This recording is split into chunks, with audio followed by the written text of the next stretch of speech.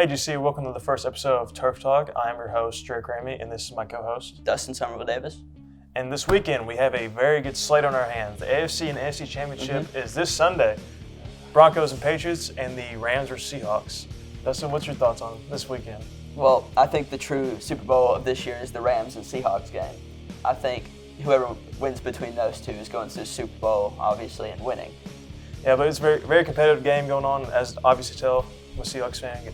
So this isn't Sam Darnold. This is a DK Metcalf jersey. Bless up. No, but it's a very competitive game. The last two matchups, the Rams do lead us in points, but it's only, I think it's 58. We have 58 points, they have 59.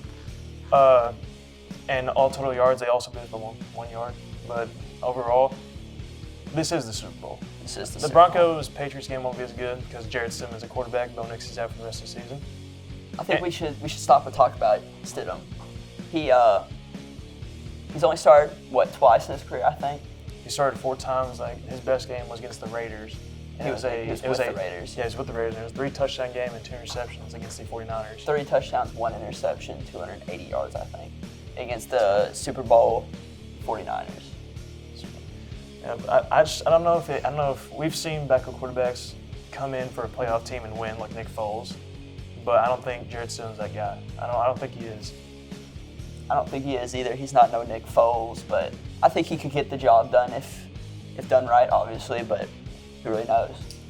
I think the Patriots take it easy because they've had a soft schedule all year, and now they're getting a Bo Nix-less Broncos team, which overall, that's not going to go very good. No. Question is, for the Seahawks, is Sam Darnold going to lead the team, be at least a game manager, or is he going to throw 4 picks again? Well, that's my concern as a Seahawks fan. The problem stands. He has 2 touchdowns against the Rams between both games this year, and how many interceptions? 6 interceptions. Well, even then, he threw 2 against the Rams the second time, and we still won in overtime, which he threw the game-winning 2-point conversion. You also are missing Charbonnet. How do you think that's going to affect you? I don't think it'd be as much of an effect because we saw what Kenneth Walker did when he went out. He went to have a hat trick in that game, and 145 total scrimmage yards. So I think it won't be as much of a problem as people say it is. I love Charbonnet. I love that he's a great running back too, but he's also shown instances as to why he's running back too. Yeah. Like he makes very odd decisions in his ball carrier vision. He's a good running back. Don't get me wrong, but I think losing him isn't as bad as people say it is. I think it'd be worse if you lost K9. Yeah, if we lost K9 instead of Charbonnet, that'd be a big problem for us because that means our running back core room would be Velus Jones Jr. and Zach Charbonnet, which that doesn't sound appeasing to the ears. Now, Dustin, what's your Super Bowl pick, and who's your Super Bowl winner? Well, I think that the Seahawks come out on top between them and the Rams, but between the Patriots and Broncos, I really, really hope that the Patriots don't make it to the Super Bowl. They don't deserve it, in my opinion, with the schedule May. I love Drake May as much as the next person, but he's not as good as people make him out to be. If you really want to talk about his game against the Jets with 5 touchdowns, we can also talk about Trevor Lawrence frying them with 5 touchdowns, 6 touchdowns also. Yeah. I think there's no point for the AFC Championship to really happen because whoever wins the AFC Championship is going to blow whoever's in the AFC champion out of the water. Because you have the 2 best teams reside in the NFC West. I hate to say that as a Seahawks fan, but the Rams are up there with us at number 2 in my opinion. I think the top 3 teams right now is probably the number 1 Seahawks, number 2 the Rams, and then number 3. I still think it's the Broncos. I think the Broncos will still come out on top against the Patriots. I don't think Jarrett Stidham will do much. I think the Broncos defense will handle it pretty well because their defense is great. You have PS2 on the corner. You have a Nick Bonito out there. It's a really great defense. I think Drake May will finally meet a defense that isn't made up of plumbers and full-time blue-collar workers. So I love Drake May. I think he's a good quarterback, but I think the second year, it's not going to work out well for him. Yeah, I also think that Stafford will end up winning the MVP. I think that'll 100% go to him. Yeah, it will. No matter Drake May could drop 500 yards, 5 touchdowns this weekend, he's still winning the MVP. Still winning the MVP. Offensive Player of the Year. I think it's either Jason or Puka to do it. I don't think Puka will make it.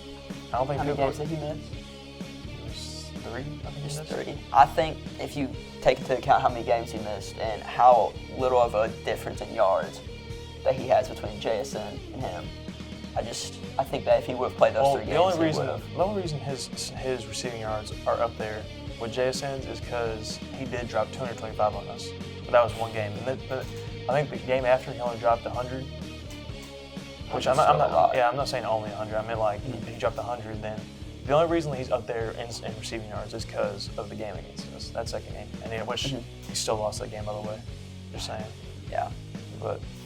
And then what all the awards coming out? Defense player is Myles Myles Garrett. Myles Garrett. Breaking the sack record. Yeah, that's it. It wasn't. I don't think it was given to him as much as people think it was, with Joe Burrow falling over. Yeah. A little controversy behind him falling over. And then comeback player of the year, Christian McCaffrey. Yeah, it's Christian McCaffrey easily. That's probably the easiest award they're gonna give out. Oh yeah. Coach of the year, Mike McDonald. I've heard a lot. Second year coach, brings his team to the NFC Championship in just his second year, by the way. Best defense in the league, number 1 scoring defense in the league, and he hasn't been coach of the year in my opinion. Now there is other options. I think Mike Vrabel's up there. I really like him. Kyle Shanahan's a candidate. I think Kyle Shanahan you can make a case for Kyle Shanahan taking such a injured team throughout the season to the divisional round, but still getting dealt with 35 points against the Seahawks. But good run, I guess. You guess. It's cool, I guess. What candidates were there? It was Vrabel, McDonald, Shanahan, and I don't. Oh, Liam Cohen.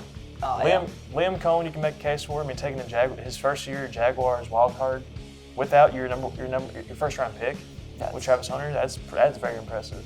And finally bringing out the best in Trevor Lawrence with didn't he have like multiple 5 touchdown games? Trevor Lawrence? Yeah. He had one against the Jets, and then he had another one, I think. Yeah, he had two 5 touchdown games. But that's impressive in its own. Because everybody started to accuse Trevor Lawrence of being washed. Yeah. And now he's proven himself. I think that hit just really messed him up this last time. And then Travis Hunter getting injured was definitely devastating. He had his breakout game, and then during training he got injured. Honestly, I think him getting injured wasn't as big of an impact with him being out, because they still did well throughout the season. I think they went 11-6. Something like that. 11-6, and making that record without your first round pick in his first season as head coach Liam Cohen, that's still very good. Yeah. I think that's all for today. We'll meet you back here next week for another episode, maybe a podcast, who knows. But next week we'll find out who's going to the Super Bowl and who's going home to Cancun. And I already know who's going to Cancun. It's the LA Rams and the New England Patriots. This has been the first episode of Turf Talk. We'll see y'all next week if it doesn't begin to get stoned out for the week. And I'm your host, Drake Ramey, and this is my co-host, Dustin Davis. Hopefully, we'll see y'all next week. Yep.